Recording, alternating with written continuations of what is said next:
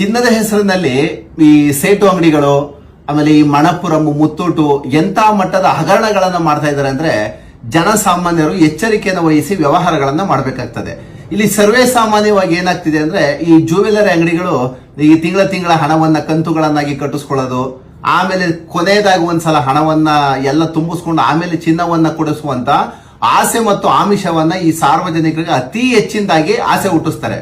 ಈ ನಮ್ಮ ಮೈಸೂರಲ್ಲಿ ಚಾಮರಾಜನಗರ ಆಗಿರ್ಬೋದು, ಹುಬ್ಬಳ್ಳಿ ಆಗಿರ್ಬೋದು, ಇವೆಲ್ಲ ಏನಾಗುತ್ತೆ ಅಂದ್ರೆ ಈ ಒಂದು ಸಲ ನೀವೇನಾದ್ರು ಚಿನ್ನವನ್ನ ಕೊಟ್ಟಂತ ಸಂದರ್ಭದಲ್ಲಿ, ಅಡಮಾನವನ್ನ ಮಾಡಿದಂತ ಸಂದರ್ಭದಲ್ಲಿ ನಿಮ್ಗೆ ಯಾವ್ದು ನೋಟಿಸ್ ಅನ್ನ ಅಥವಾ ಆಕ್ಷನ್ ನೋಟಿಸ್ ಅನ್ನ ಕೊಡದಲೆ ಏಕಾಏಕಿ ಆಕ್ಷನ್ ಮಾಡ್ಬಿಡೋದು.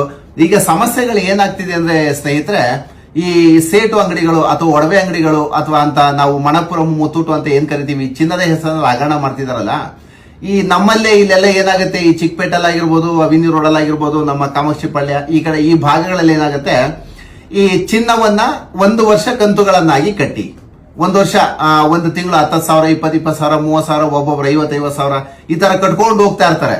ಈ ಮೊನ್ನೆ ರೀಸೆಂಟ್ ಆಗಿ ಒಬ್ಬ ಏನ್ ಮಾಡ್ದ, ನಮ್ಮ ಈ ಭಾಗದಲ್ಲಿ ಸುಂಕದಕಟ್ಟೆ ಭಾಗದಲ್ಲಿ ಒಂದು 20-25 ಕೋಟಿ ಕಲೆಕ್ಷನ್ ಮಾಡ್ಕೊಂಡ, ಊರ್ ಬಿಟ್ಟು ಒಂಟ.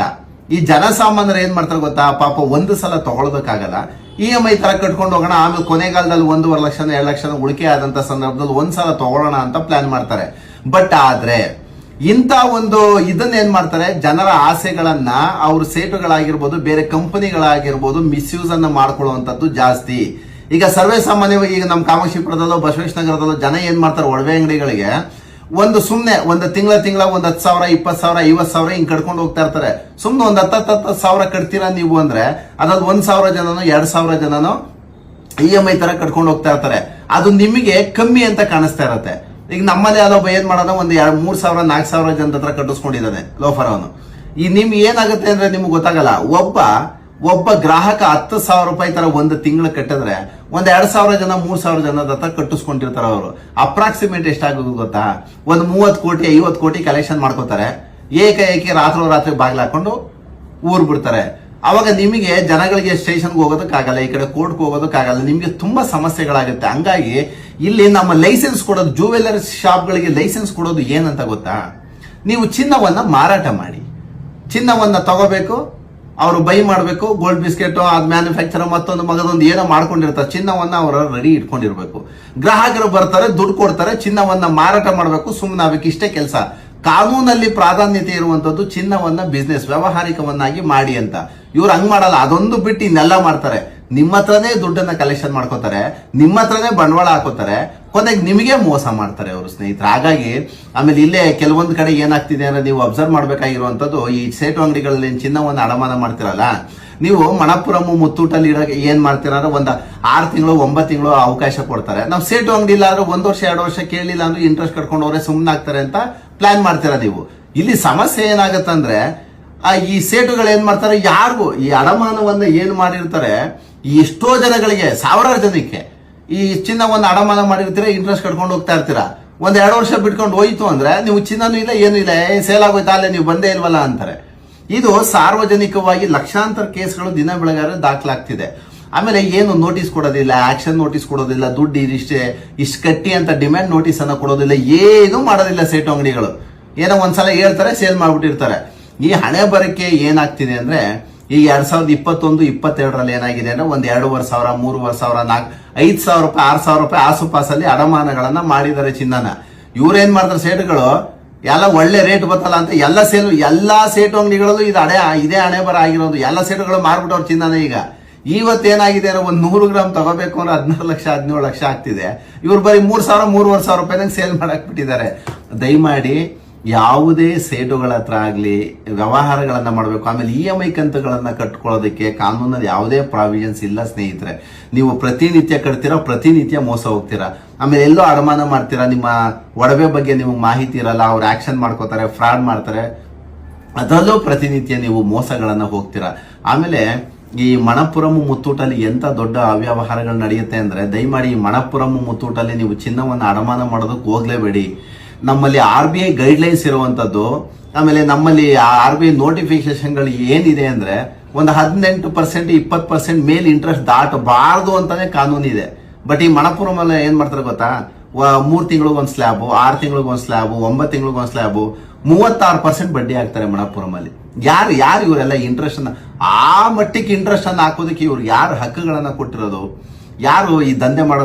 ಮಿನಿಮಮ್ ಈ ಮಣಪುರಂ ಮುತ್ತೂಟ್ಗೆ ನಮ್ಮ ಕರ್ನಾಟಕದಲ್ಲಿ ಒಂದು 50 ಲಕ್ಷ 60 ಲಕ್ಷ ಜನ ಕಸ್ಟಮರ್ಸ್ ಇದ್ದಾರೆ. ಒಬ್ಬನ ಹತ್ರ ಒಂದು ತಿಂಗಳಿಗೆ ಒಂದು 10,000 ದೋಚಿದ್ರೆ ಸಾಕು. ಅವರು 500 ಕೋಟಿ 1000 ಕೋಟಿ ಈ ಮಟ್ಟಿಗೆ ಅವ್ರಿಗೆ ಅಸೆಟ್ಸ್ ತುಂಬಾ ಜಾಸ್ತಿ ಆಗುತ್ತೆ ಸ್ನೇಹಿತರೆ.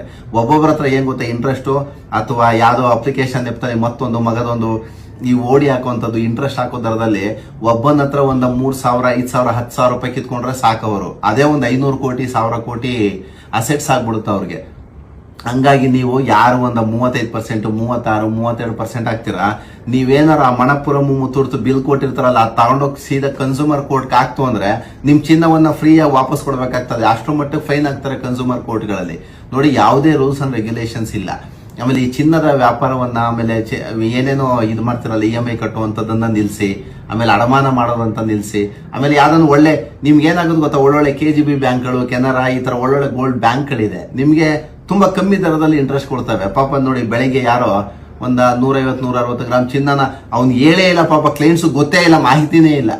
2023-24 ಇಟ್ಟಿದ್ದಾರೆ. ಪ್ರತಿ ತಿಂಗಳು ಇಂಟ್ರೆಸ್ಟ್ ಅನ್ನ ಕಟ್ಕೊಂಡು ಹೋಗ್ತಾ ಇರ್ತಾರೆ. ಕಟ್ಕೊಂಡು ಹೋದ್ರು ಸಹ 2025 ಆಲೆ 8,000-9,000 ರೂಪಾಯಿಗೆ ಸೇಲ್ ಮಾಡ್ಬಿಟ್ಟಿದ್ದಾನೆ ಆ ಸೆಟ್ ನನ್ನ ಮಗ. ಇಲ್ಲಿ ನೋಡಿದ್ರೆ ಪಾಪ ಇವರು ನಾವು ಚಿನ್ನ ಇಟ್ಟಿದೀವಿ, ಹೆಂಗೋ ಇಂಟ್ರೆಸ್ಟ್ ಕಟ್ಕೊಂಡು ಹೋಗ್ತಾ ಇದೀವಲ್ಲ ಅಂತ ಸುಮ್ಮನಾಗ್ತಾರೆ. ಈಗ ಆಯ್ತಪ್ಪ 2 ವರ್ಷ ಆಯ್ತು 3 ವರ್ಷ ಆಯ್ತು, ಮತ್ತೆ ಅವತ್ತಿಂದ ಇಂಟ್ರೆಸ್ಟ್ ಯಾಕೆ ಕಟ್ಟಿಸ್ಕೊಂಡೆ ಅಂತ ಕೇಳಿದ್ರೆ, ನೀವು ಕಟ್ತೀರ ನನಗೂ ಅದಕ್ಕೂ ಗೊತ್ತಿಲ್ಲ, ಬಟ್ ಚಿನ್ನ ಅಂತೂ ಕೊಡಕ್ಕಾಗಲ್ಲ, ನೀವೇನ್ ಮಾಡ್ಕೊತೀರ ಮಾಡ್ಕೊಳ್ಳಿ ಅಂತಾರೆ. ಇಂಥ ಪ್ರಸಂಗಗಳೇನಾಗುತ್ತೆ, ಕ್ಲೈಂಟ್ಸ್ಗಳಿಗೆ ಅಂದ್ರೆ ಗ್ರಾಹಕರಿಗೆ ತೊಂದರೆ ಆಗುತ್ತೆ. ನೀವು ಕೋರ್ಟ್ಗೆ ಹೋಗೋದು ಮತ್ತೊಂದು ಮಗದೊಂದು ಒಂದು ಸ್ವಲ್ಪ ಡಿಲೇ ಆಗುತ್ತೆ, ಬಟ್ ನ್ಯಾಯ ಸಿಗುತ್ತೆ. ಆದ್ರೆ ಒಳ್ಳೆ ನಂಬಿಕಸ್ಥ ಕಂಪನಿಗಳ ಜೊತೆ ವ್ಯವಹಾರ ಮಾಡಿ. ಆಮೇಲೆ ಇವೆಲ್ಲ ಕಂಪ್ಲೀಟ್ ಬೋಗಸ್ ಕಂಪ್ನಿಗಳು, ಎಲ್ಲೋ ಸ್ವಲ್ಪ ಸಣ್ಣ ಬಜೆಟ್ ಇಂದ ಸ್ಟಾರ್ಟ್ ಮಾಡಿದಂತ ಕಂಪ್ನಿಗಳು ಇವತ್ತು ಲಕ್ಷಾಂತರ ಕೋಟಿ ಅಸೆಟ್ಸ್ಗೆ ದಾಟಿದೆ ಅಂದ್ರೆ ಅವ್ರು ಎಷ್ಟು ಮಟ್ಟಿಗೆ ಹಗರಣಗಳನ್ನ ಮಾಡ್ತಿದ್ದಾರೆ ಅಂತ ನೀವೇ ಯೋಚನೆ ಮಾಡಬೇಕು ಸ್ನೇಹಿತರೆ. ಹಾಗಾಗಿ ಮಣಪುರಂ ಮುತ್ತೂಟು ಇಂಟ್ರೆಸ್ಟ್ ಜಾಸ್ತಿ ಯಾರಾಗ್ತಾರೆ, ಇಮಿಡಿಯೇಟ್ ನೀವು ಕನ್ಸ್ಯೂಮರ್ ಕೋರ್ಟಲ್ಲಿ ಕೇಸನ್ನ ಫೈಲ್ ಮಾಡುವಂತ ಕೆಲಸಗಳನ್ನ ಮಾಡಿ.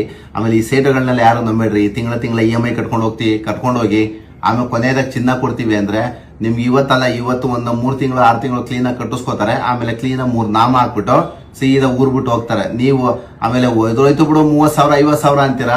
ಆ 30,000 50,000 ಒಬ್ಬೊಬ್ಬರ ಹತ್ರ 1,000 ಜನದ ಹತ್ರ ಕಲೆಕ್ಷನ್ ಮಾಡ್ಕೊಂಡ್ರೆ 50 ಕೋಟಿ 100 ಕೋಟಿ ಆಗುತ್ತೆ. ಅವನ್ನೆಲ್ಲೋ ರಾಜಸ್ಥಾನಕ್ಕೋ ಗುಜರಾತ್ಗೋ ಪಶ್ಚಿಮ ಬಂಗಾಳಕ್ಕೋ ಹೋಗಿ ಬದಿಕೋತಾನ, ಅವನು ರಾಜರ ತರ ಇರ್ತಾರ ಅಲ್ಲಿ. ಇಲ್ಲಿ ನೋಡಿದ್ರೆ ನಮ್ಮ ಕರ್ನಾಟಕ, ನಮ್ಮ ಬೆಂಗಳೂರಿನ ಜನತೆಗೆ 3 ನಾಮ ಇಕ್ಬಿಟ್ಟು ಕ್ಲೀನಾಗಿ ಯಾವುದು ಕಾನೂನಲ್ಲಿ ಪ್ರಾವಿಷನ್ಸ್ ಇಲ್ಲದ ಸಂದರ್ಭದಲ್ಲೂ EMI ತರ ಕಟ್ಟಿಸ್ಕೋತಾರೆ ಇವರು.